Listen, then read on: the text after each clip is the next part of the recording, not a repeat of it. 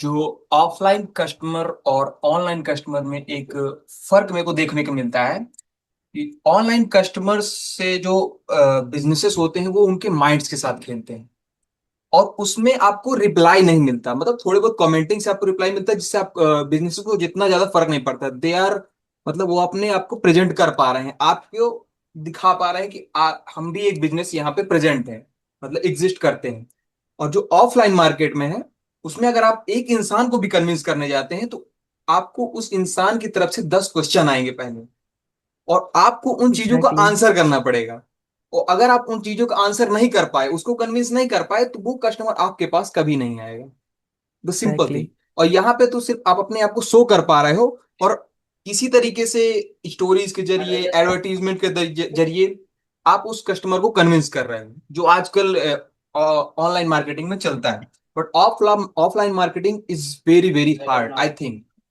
सो आपके लिए दोनों में कौन सी ज्यादा चीज हार्ड है? ऑफलाइन मार्केटिंग आपको आसान लगती है या ऑनलाइन मार्केटिंग आसान लगती है?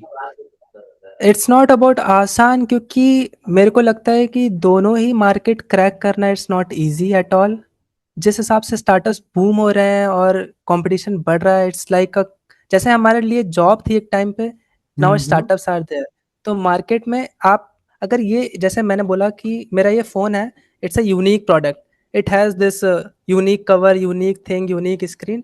साथ ही में एक और फ़ोन, एक और फ़ोन, एक और फ़ोन जिसमें सेम कुछ हटके कुछ ज़्यादा कम चीज़ें हैं। तो कन्विंस करना अब उतना ईज़ी नहीं रह गया है जैसा आज से 5 साल पहले था। तो चीज़ें अब टफ़ हो गई हैं। आपको ऑनलाइन ऑफलाइन बोथ दोनों जगह पर एफर्ट मारने पड़ते हैं एक प्रोडक्ट को बेचने के लिए।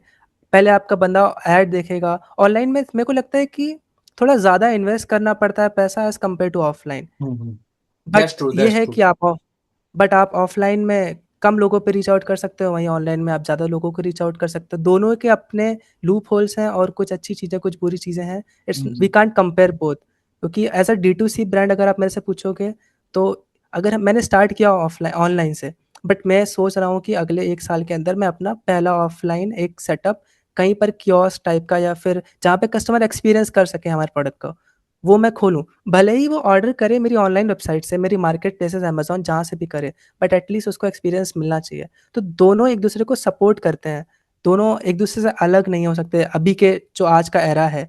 क्योंकि अब वो दुकान वाला सिस्टम चला गया कि हाँ, मेरे पापा की दुकान है या किसी की दुकान है किराने की, उस जगह पे जाते थे, हम सामान लेते थे, अंकल के यहाँ से टॉफ़ी लेते थे। वो ऑनलाइन नहीं थे उस टाइम पे। तो वो दोनों चीज़ें अब डिफरेंट होती जा रही हैं। मतलब दोनों चीज़ें आपस में पहले से डिफरेंट हैं, पर दोनों चीज़ें आपस में कोलैबोरेट करती हैं आज के टाइम पे। आई आई लव दैट आंसर। इसमें कंपटीशन की कोई बात नहीं है, अगर आप दोनों चीज को एग्ज़ैक्टली। मिला के अपने बिजनेस को, अपने गेम को क्रैक कर पा रहे हैं, so that is a best thing.